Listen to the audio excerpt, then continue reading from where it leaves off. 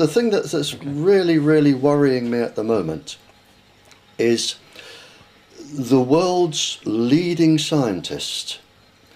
I think he's got something like 14 professorships. The world leading expert in microwave irradiation, Professor John Goldsmith. He was employed by the United States government and the World Health Organization and a few other top health organizations to look into the effect of microwaves on the general population. One of his investigations that was published, and this stems from the Cold War, showed that at levels of microwaves lower than you would find in a school classroom would cause 47.7% stillbirth or miscarriage in the first 7 weeks of pregnancy in women. And this is all written in my report, the whole report. Now, subsequently, other universities doing their peer-reviewed research, published and peer-reviewed in scientific journals, they found that children, because of their electrical conductivity and the excess water in their bodies that adults don't have, they absorb more microwaves. And you can get an extra 20% more damage in children than adults.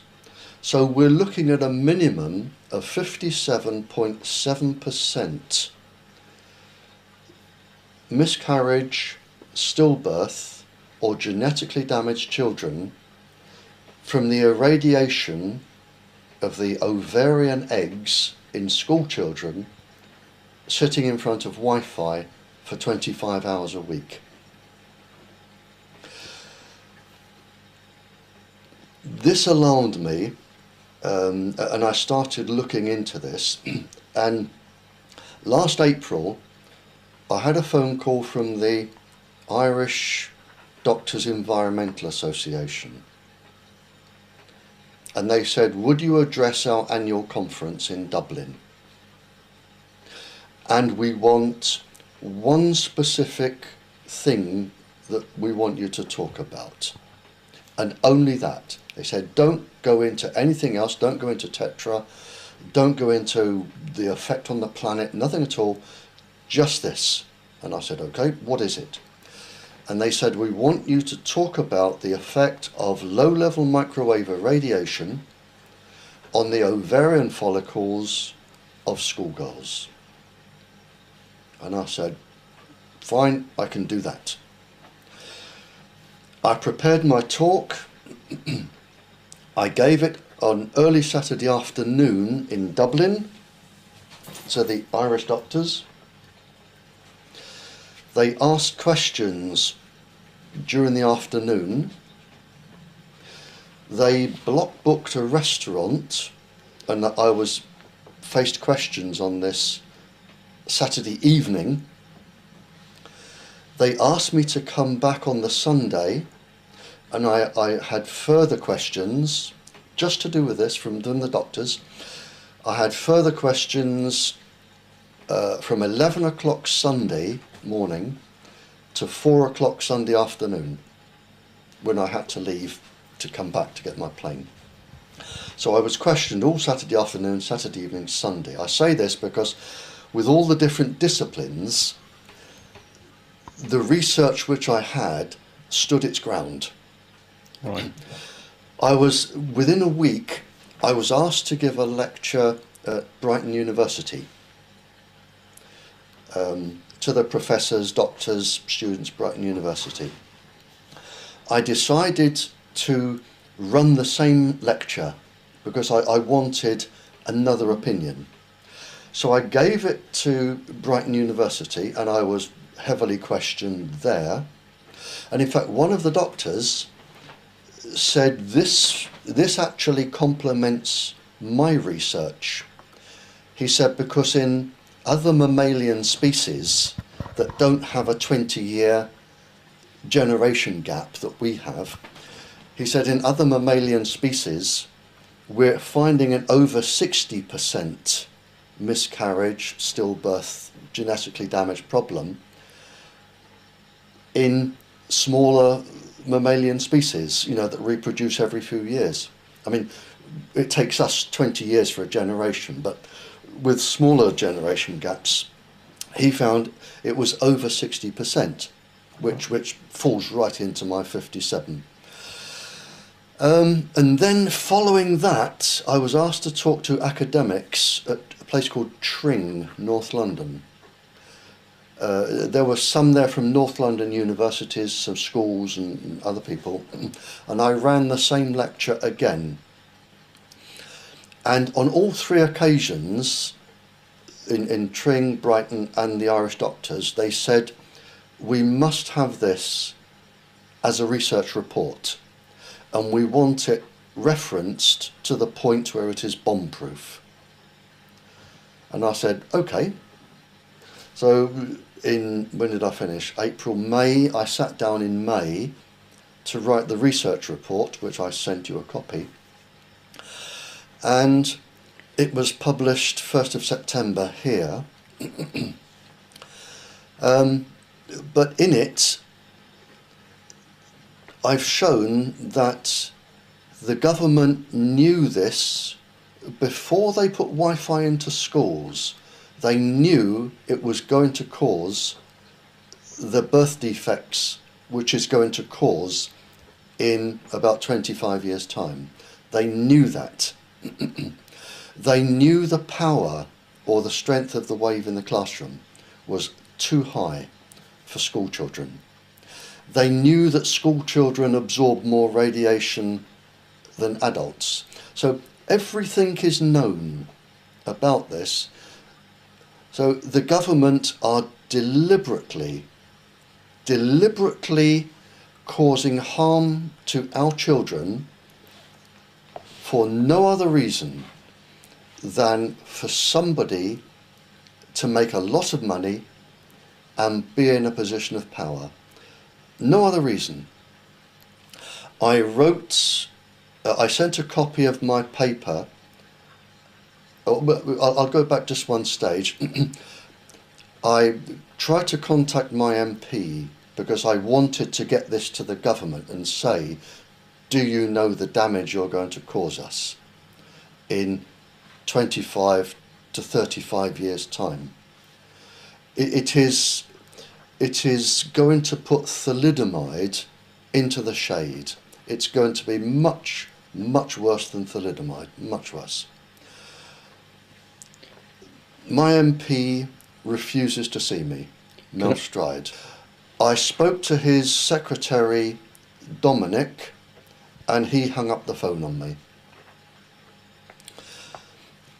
I wrote to the Parliamentary Ombudsman Service, and I have got a letter back here just today, and they said we cannot accept complaints concerning Parliament unless they come from your MP. And of course my MP won't see me. I wrote to the Prime Minister, number 10, and I've had a letter back saying that, and it's a very funny worded letter, the Prime Minister will be pleased for your request to see him concerning your report. I suspect the Prime Minister is being lied to. In my own gut feeling, I really believe the Prime Minister is being lied to. There are people in Parliament who are misleading the Prime Minister. And one of the questions I want to ask the Prime Minister, if I get to see him, if they honour their letter, one of the questions is, he is putting forward a very, very strong argument for us bombing Syria because they are using an illegal weapon on their children, namely gas. but it's an illegal weapon nevertheless. We are using a same stealth weapon on our children in this country. We are going to dwarf the casualties in Syria, dwarf them. A half of our children are going to be sick. The future of our children is going to be sick. In fact, over a half. And one of the things I want to say to the Prime Minister, if I get that far, is why shouldn't a superpower that has taken Wi-Fi out of its schools to protect the children, why shouldn't a superpower aim its missiles at England, use exactly the same words as the Prime Minister, saying we are going to bomb your country because you are using a stealth weapon on children? There is absolutely no difference in that argument. Right.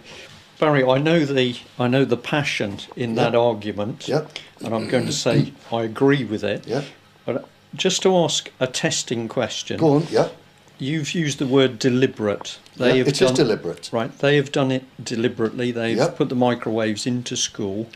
How can you be sure it's deliberate and not incompetence in the government system?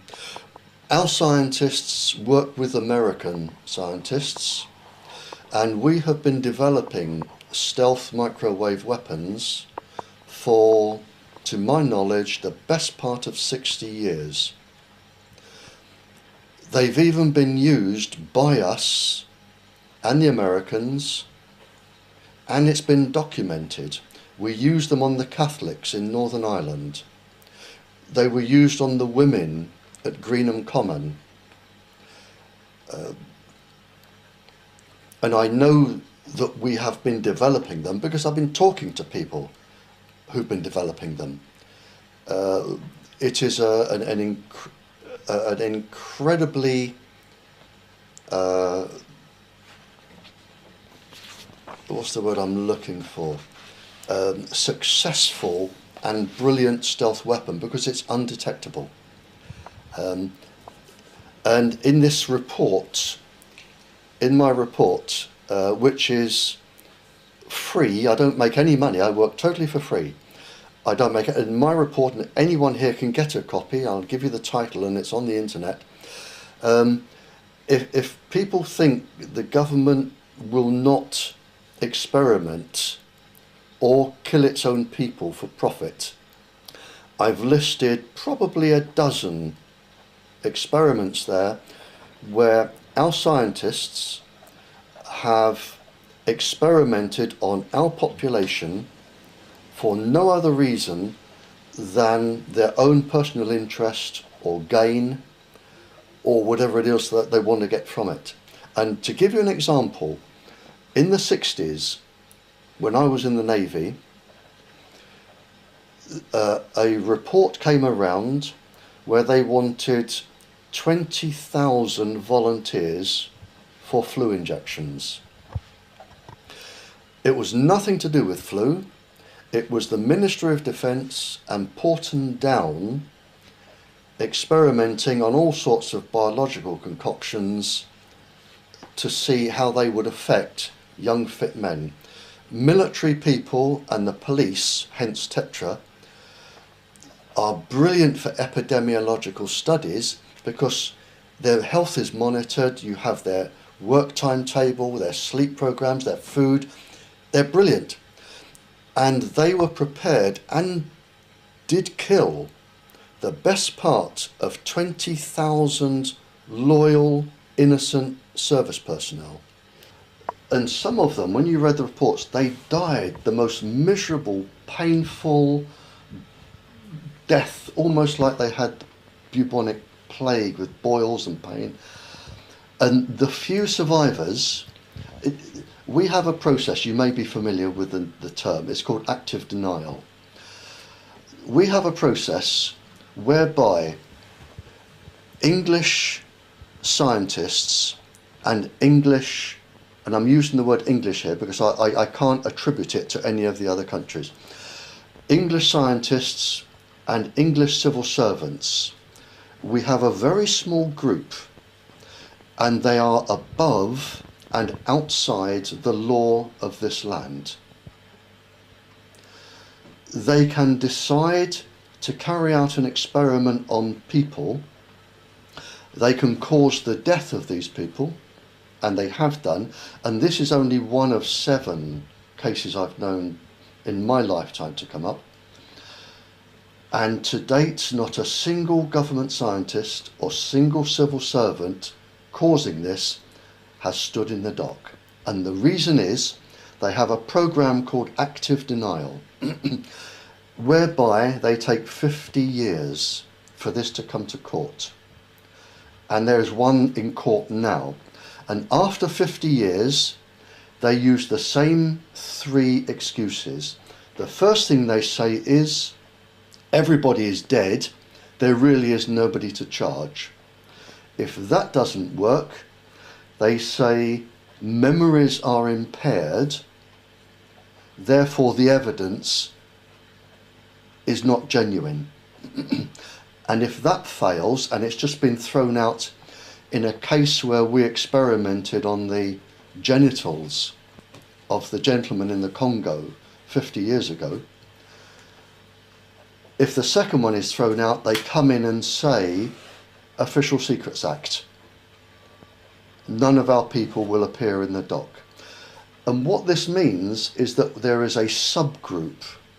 There is a subgroup in this country of scientists and civil servants who are absolutely bomb-proof and outside the law. They have more protection than the Queen. They cannot be taken to court. And this is wrong. We shouldn't have people in this country who cannot be taken to court. And a good example now is Tetra. There are people dying from the frequency of Tetra now. Quite a lot of them. And of course you've produced another report recently on Tetra, which has been designed for the Public and Commercial Services Union. Absolutely. So we've got this, and I forgot your original question, and I apologise, but it was to do with, this is the problem. We have people in our government and our, well, I suppose they're all governments, we have them, and they answer to nobody. They answer to nobody because they have this active denial delay process whereby they can cause death. And the same was with the 20,000 servicemen. And I remember the document coming round because I volunteered for it. Well, I can reinforce what you're talking about here because in the time that I was serving, the DCI's Defence Council instruction documents would come round regularly advertising for volunteers for these experiments at Porton Down, and I've read about flu experiments, and of course they were enticing military personnel to do these experiments by very large pay cash bonuses. You got a cash bonus, you got a weekend in London, and I went to my officer and I said, look at this, sir, you know, a weekend in London. And he looked at me and he went, and he said, grow up, boy, grow up, and sent me away. Well, I can say that one gentleman said to me when I asked a question about it, he said, I wouldn't touch it with a barge pole because they're playing with some dangerous stuff. And I remember those words very clearly, which would have been back in the early 70s. But we have, and I know, and we're coming back to your original question, I know the government scientists also know the danger we are going to cause our school children. I know that they know. Right, so can I we'll just stick on this because I think this is very, very important. Okay. Well, you've told us that there's active denial, how they set up to deny it when some things go wrong. But and we're talking about groups of scientists and civil servants who are effectively a law to themselves in the establishment. Bringing Wi-Fi into schools, acknowledging the dangers that you say have been flagged up by the World Health Organization and yourself and other people. We're talking about ministers being given information. Does a person like Mr. Gove at the moment, does he actually know this information? Yeah, it goes higher than that. A lady bishop secured me a visit to see Nick Gibb, who was then the Minister for Schools. A doctor came with us because she was alarmed at the effect Wi-Fi was going to have on her schoolgirl, her daughter. So I was there with a reverend lady and a doctor, and it may have even been another doctor. I think there were 2 doctors. And I put the proof in front of Nick Gibb. I put it in front of him on the desk. I said, we are going to cause 57.7% birth defects in the children being born from these school children. And I put it in front of him. He looked me straight in the eye and he said, I won't read it. Now, that's it. What was your response to that? Well, there is no response to that. He said, I won't read it. And then the reverend lady said, well, can we write you a letter at the end of this? I'll send you a letter. And he said, yes. And she wrote him a letter. I got a copy of the reply, and I've got it here.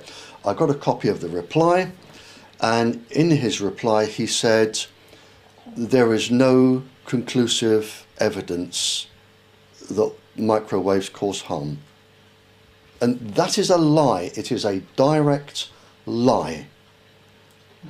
Could we assume that in the meantime, from the time that you actually went to see him in person to the time he produced that reply, he had gone and taken advice from somebody within the government scientific world? Whoever is advising the ministers, they're probably saying, there are activists all over the country, they're saying this, they're saying that.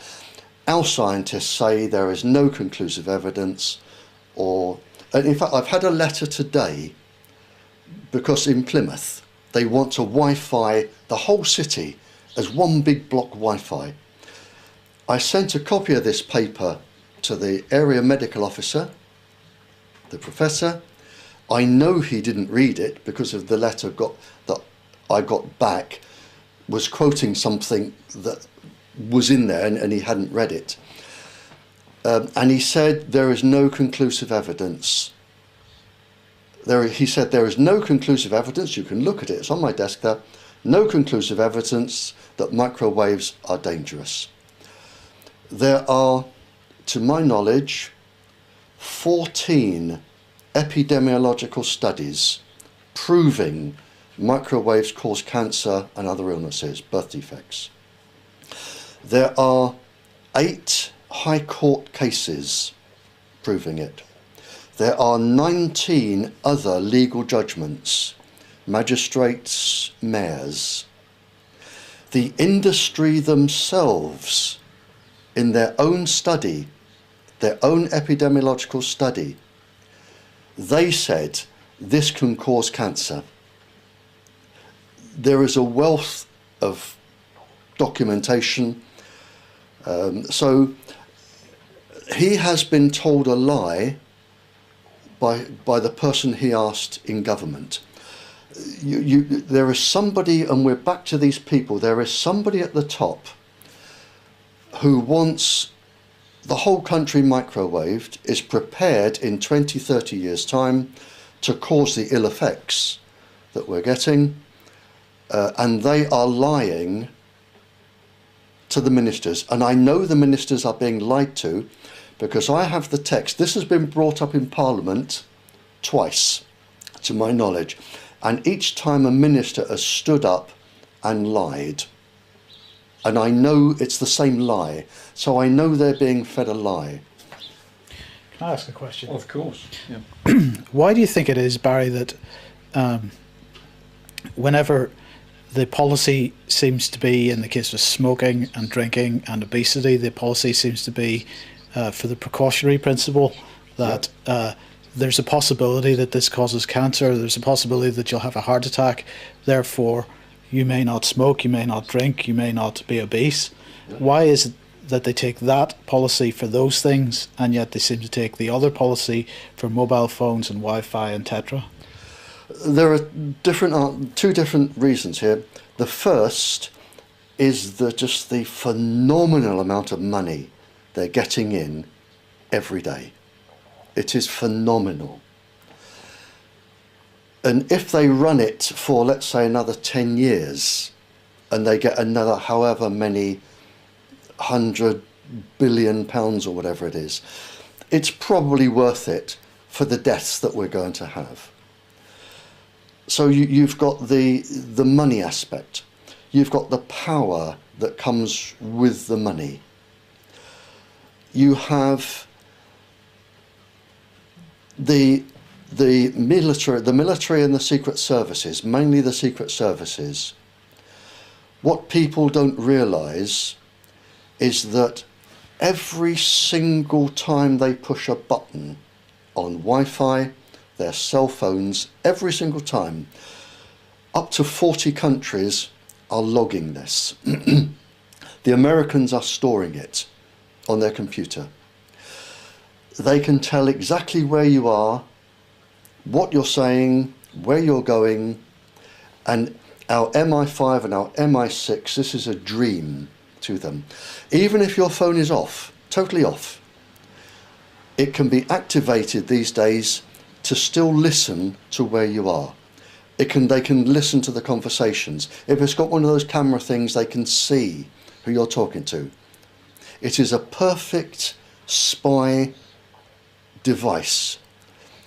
And they can watch everybody in the country that has got one, everybody, and listen to them, know where they are. Now, this has obviously security benefits. It also has blackmailable opportunities.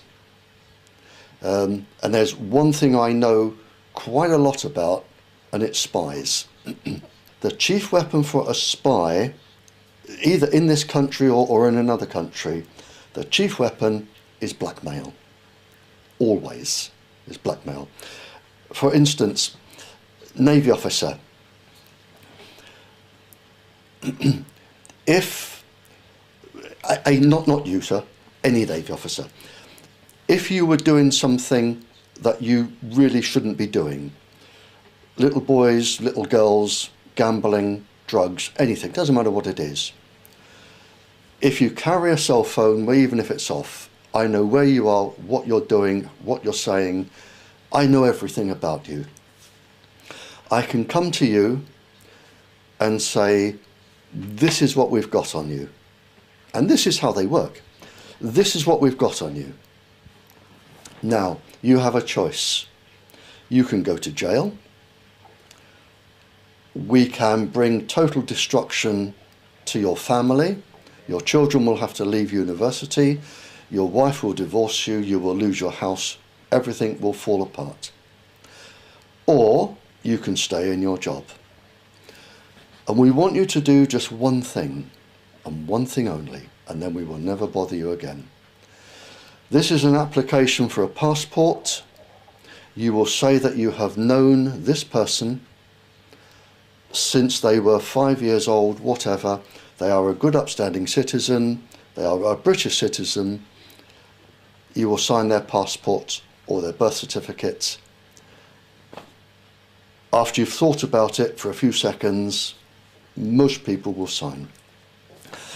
And they say, thank you very much, goodbye, Navy officer.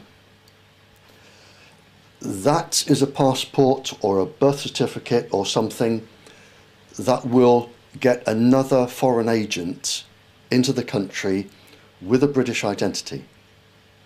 And this is how they do it. And they, in the Cold War, they were doing it at one a day in the UK. One a day were coming in. They all had birth certificates, they all had passports, they all had job references. And it may be that when you leave the Navy and you get your own job, they will come back to you and say, you will employ this person. Right. So your main point on this is that it's, aside from the money coming in from the technology, the microwave Yep. technology that allows all this to happen, Mhm. it's the power that you are actually giving the state. Oh yeah. So the state doesn't care about the bodies, because if they can listen Yeah. and snoop on each individual, Yeah, it's absolutely. worth the deaths It's that worth result. the deaths. Yeah, I mean the benefits outweigh the risks. What they haven't realised, they haven't read their own papers. I don't think they realise that 57.7% of our children are going to have stillbirths or miscarriages or genetically damaged children. But that's 25 years down the line. If you think about it, prime ministers come and go sometimes every 4 years. Ministers can come and go in a couple of months. The people who are doing this are permanent. They have to be permanent. And they have to be incredibly well established, almost like an exclusive boys' club. They will be well established, they will all know each other, and all they have to do, because when prime ministers come and go, they need advice. The ministers need advice. And it is who these people go to for their advice, who they have a 50-year career in the civil service. They will be unbendable. And prime ministers, and the fact prime ministers come and go, it plays into their hands, because they're not there long enough to investigate them. You know, you come, you're incredibly busy for 4 years, you start a war or something, and you go. You don't have time to look into this. And so it's just probably an exclusive boys' club there. Right. If we just come back onto the technical Okay, go on. matters, microwaves get used for different purposes. So we might have straightforward telephone communications, Yep. or we could satellite communications, Yep. or we've increasingly got people that want to communicate on the move. Yep. Is there any difference in the risks for various microwave transmissions? Take a cell phone mast, for example, which a lot of people have been very unhappy that they're springing up all over the place. If you had to categorise the risks, is there a spread of the dangers of the type of microwave radiation, or the way it's the aerial type, or the way it's focused? Or do you say all microwave is dangerous? Well, all microwaves are dangerous, but it's in fact an incredibly good question. All microwaves are dangerous, but there is, oddly enough, the less you receive, the more dangerous it is. That's a very interesting answer. Yeah. Can you explain that a bit Yep. more? Because you and I, we have defense systems in our body. We have it's called protein 53, which is a cellular process that defends us against radiation. We evolved with it when we were cave people against electric storms. We have something called a nuclear core complex in the body, which again protects us against radiation. We have antioxidants in the body that will protect us from harm caused by radiation. So if you have a big waft of microwaves coming in, your body knows it's in trouble, it recognises the radiation. You have special cells in the side of your eye, glial cells in the side of the eye, which also detect radiation and can affect other parts of the body. So we have a defence mechanism.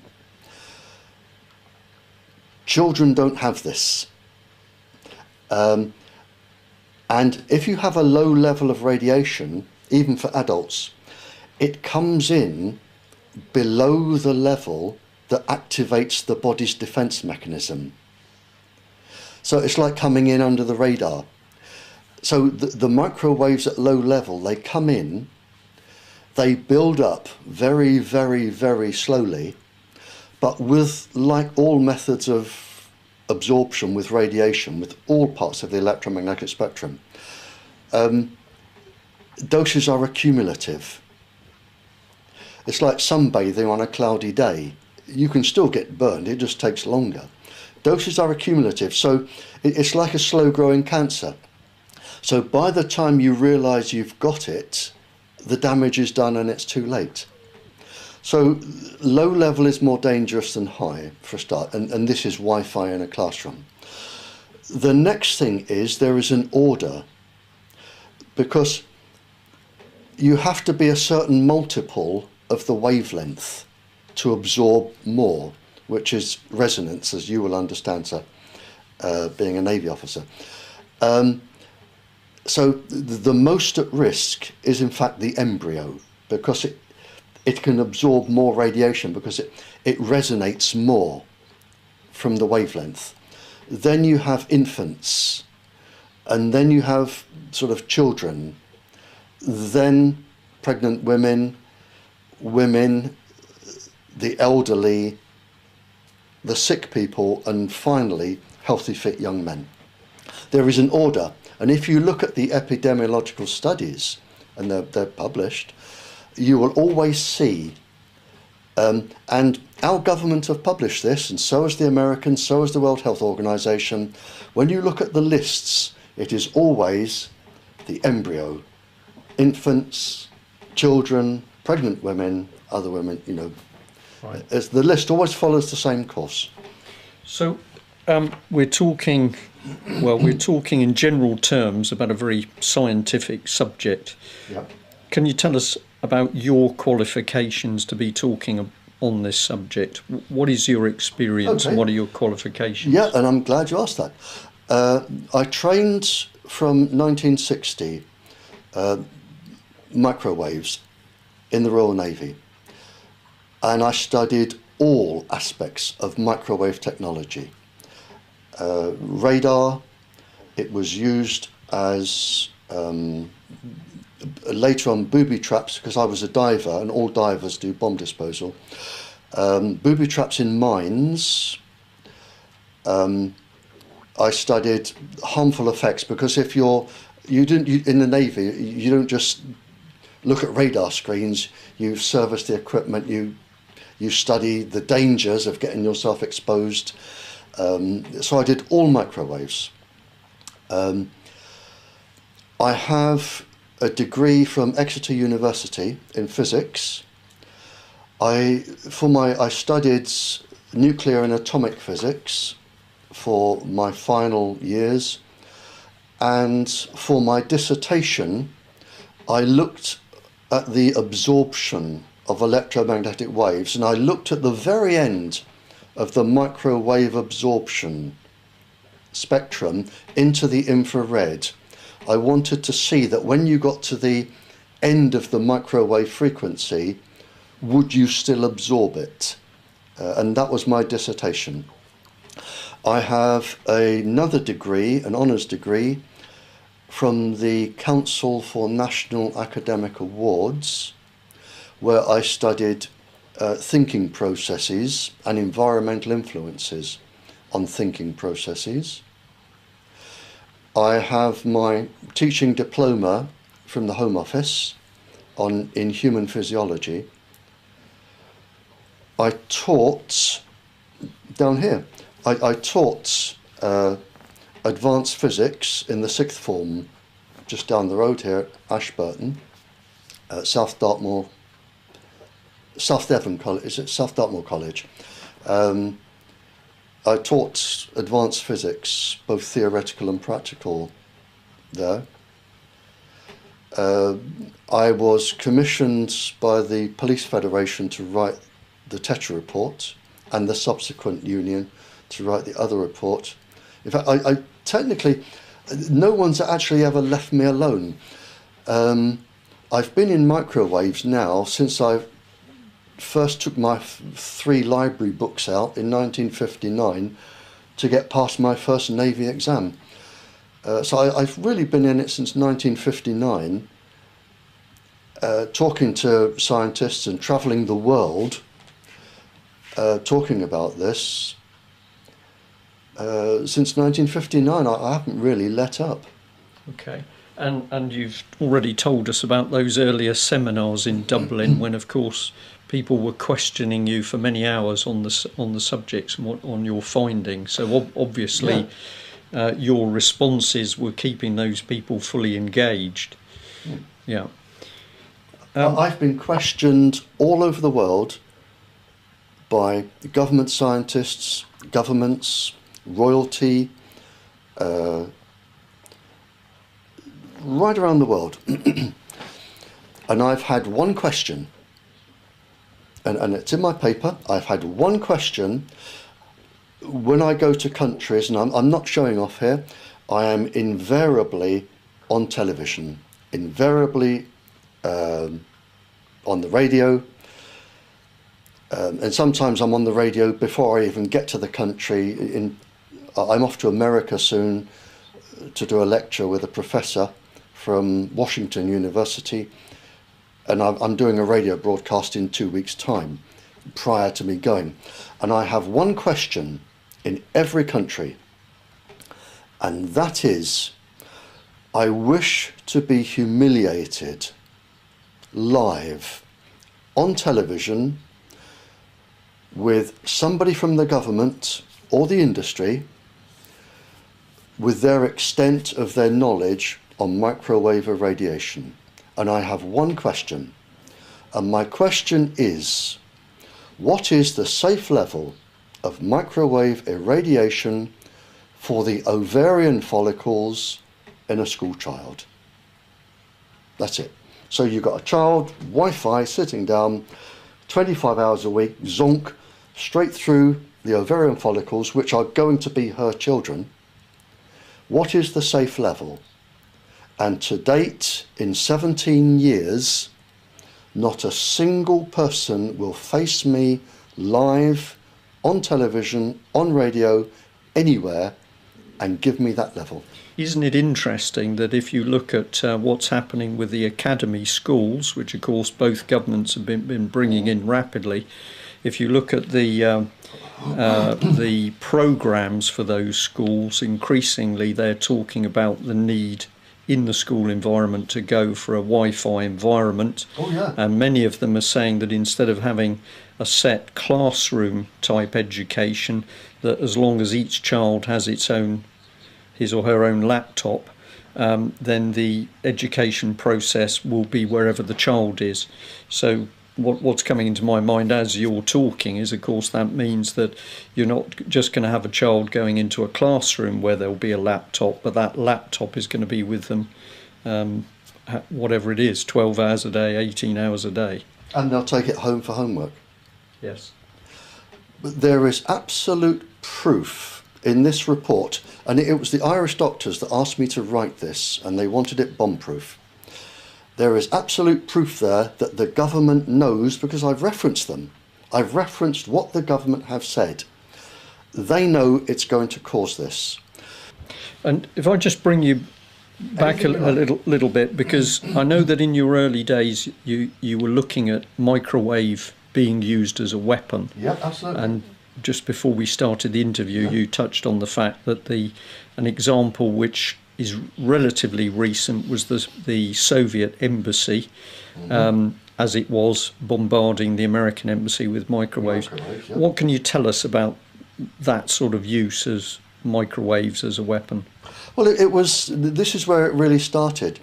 The Russians wanted to listen to what the Americans were talking about in the embassy in Moscow, and they couldn't put a listening device in because the Americans would detect it. They wanted a listening device that they could activate from a distance when the Americans were talking, and they presented the Americans with a big carving that went behind the desk of the ambassador. The carving had a device in it that when you beamed microwaves to the device, it absorbed the energy, worked like a capacitor, transmitted the speech, but as soon as they turned off the source of microwaves, it stopped working. So when the Americans came in and tested for transmissions, they got nothing. So it was deemed safe. And so for, I don't know, quite a few years, I mean years and years and years, they beamed the microwaves into the embassy to listen to this conversation. So the Americans, but then they found that the Americans were going down with the women, miscarriages, stillbirths, breast cancers. The ambassadors kept getting leukemia. They found all these illnesses. And in the end, the Americans twigged that the microwaves coming in were causing the illnesses. But instead of stopping it, they then allowed their own people to be microwaved, and not for the first time, so they could study it with the dose. Then, when it was realised what was going on, they produced a false report saying microwaves were harmless. They then produced a second report that said we're fractionally above the national average for cancers and miscarriages. And then the third report was when Goldsmith stepped in, and he was employed by the World Health Organization and the Americans and everybody to do the thorough report. And he's the one that said, of the microwaved women, 47.7% had miscarriage in the first 7 weeks of pregnancy. And the levels were lower there than you get in a classroom, lower. Right. But it's not just the microwaves. Then, and during my time, and answering your question, it was, they found they could put pulses in the microwaves, or modulations. And the modulations could interfere with the natural brain waves, called entrainment. And they found that when you entrained a brain for causing aggression or whatever, when you entrained a brain, the effect could last up to 6 weeks. And we're talking severe aggression, severe sexual aggression, total and absolute despondency, hopelessness, suicidal tendencies. And if you get the right frequency, you can cause cancer. You can cause heart failure. Now, I have a list, and I'll happily give you a copy. I have a list of, from what I gathered from spies, and I didn't deliberately keep it, I just suddenly realised I had it one day when I was asked to do Tetra, because Tetra is using a known weapons frequency, which is what I put in my report. I said, you can't use this, it's a known weapons frequency, and it causes, among other things, aggression, but it can cause you not to work properly in a moment of crises. It causes confusion and sort of hopelessness. And you have pointed out incidents where police have acted in this unpredictable, aggressive way as a result of exposure to Absolutely. Tetra. And I'll give you a copy if you want it. When an officer was charged with murder, I wrote to the High Court judge, I wrote to the government, they wouldn't have nothing to do with it, wouldn't have anything to do with it. I wrote to the High Court judge and I said, I'm being blocked by the government. And I'll give you a copy of the letter, and I've said, this is the frequency, this is what it is known to cause. The officer was exceeded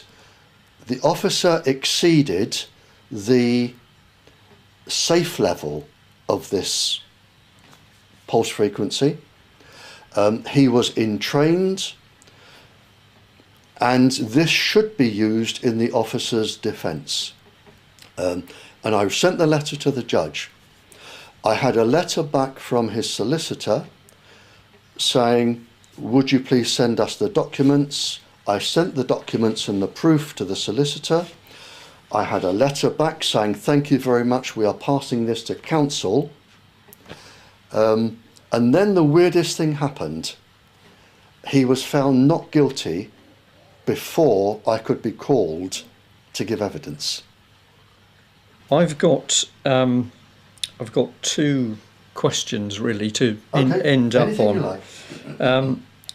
You like. You are sitting on the evidence Yep. of the dangers of microwave, but you're also pointing to many other people, including Mr. Goldsmith. Yep.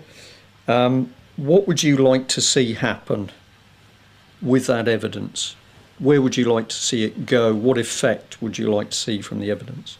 I would like a judicial inquiry, is what I would really love in my list of wishes. I would love a judicial inquiry where people can be called, government scientists can be called, the civil servants, the advisors can be called, who are saying this is safe. I would like a judicial inquiry where if you go there and you lie, you are in contempt, myself included, and you go to jail. That is what we need. I would like to talk to somebody in government who has the power to break through this, what I call liars. I would like somebody in power to get hold of these liars and say, because they are manipulating government, without a shadow of a doubt. We have a stream of liars somewhere, and they go through governments, and they know exactly how to handle the governments, they know exactly what to tell the ministers, exactly how to defend themselves. It's under the Official Secrets Act. You can't tell them this, you can't tell them that. You have this upper government who control government. We want somebody who can penetrate those, and they need to be exposed because they are running the country, not the people we elect. Right. They are running the people who we ask to run the country. So I would like that. But I would like some sort of judicial hearing is what I really want. I mean, I would like to see the Prime Minister for more than 10 minutes before somebody rushes in and say, urgent phone call, Prime Minister, and he says, thank you very much, goodbye. I would like to talk to the Prime Minister like I can talk to you for an hour. And I can say, you are being lied to, here is the proof, I've got it. You are being lied to, this is your watch, and where Blair is going to be known for nothing else, whatever good he did, he's going to be known for nothing else but weapons of mass destruction. Here, he's going to be known for passing out Wi-Fi and causing, according to his people, 57.7% of miscarriages, birth defects, stuff like that. That is what he's going to be known for. Right. Okay, my last question is, knowing the risks that you've been outlining now, how can we protect ourselves as adults, and in particular, how can we protect our children? You can't. As long as these people are saying, the letter I've got here now from the professor, medical officer of Plymouth, I sent him all the evidence, he hasn't read it, I know he hasn't read it by his reply. He asked the government say there is no convincing evidence. They are lying. He is believing the government. So until we can stop people lying to medical officers in charge of cities, because he won't take my word above the government. And you can look at his letter, you can photograph it. Until we can stop the people in government lying to ministers area health officers, area medical officers, the Prime Minister, the people who are continually asked, until we can stop the people lying to them, you can do nothing. Because if you go to your MP, he will go to somebody who will be a minister, the minister will have been lied to, he tells the MP, you get it back, the government scientists say it's safe. I'm not going to name names, and if you think I'm lying, then you must just not believe me. But I have represented several millionaires, parents worried about their children, even 2, if not 3, billionaires. And one billionaire said to me, I am going to take this to court. Brilliant. I have the evidence. I can get scientists from around the world. We will smash this ring now. Went out, legal letter to the industry. The reply, and this isn't the only reply that has been like this, take us to court. Please do. Our part of the trial will be 3 years by the time we've called all of our witnesses. Court is £100,000 a day. 3 years. Then there's your part of the trial. So you've covered a lot of ground with this. We've been taken through the risks. I know that there's a lot more information in your head, not only on this subject, but also this business about how higher power levels in the government control people, control senior ministers, senior civil servants. And we know these people are dangerous because you are telling us, and we know from other examples, that they're prepared to lie and put people's lives in danger. We hope very much that we can come back and have a talk with you about that side of the subject, and also bring out a little bit of your other experience in some of these more mysterious areas of working for the ministry, as we'll say. So we look forward to coming back, and we'll be very interested to see what the effect of our interview this afternoon is going to be on our viewers and listeners. And of course, you've given us a very, very interesting local aspect by pointing out that Plymouth is attempting to become a complete Wi-Fi city, even though you've made the risks known to the local health officer. So we'll stay on the case. Thank you very much.